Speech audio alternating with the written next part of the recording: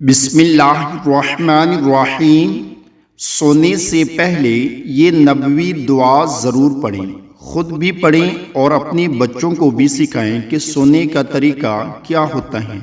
نبی اکرم صلی اللہ علیہ وآلہ وسلم جب سونے کا ارادہ فرماتے تو اپنا دایاں ہاتھ اپنے رخسار یا سر کے نیچے رکھتے اور یہ دعا پڑھتے: اللہم قینی عذابک یوم تجمع او تبعث عبادک، اللہم قینی عذابک یوم تجمع او تبعث عبادک۔ اے اللہ، لوگوں کے اکٹھے کیے جانے کے دن اپنی عذاب سے محفوظ رکھنا۔ اللہ تعالی ہم سب کو بھی اس پر عمل کرنے کی توفیق عطا فرمائے، آمین۔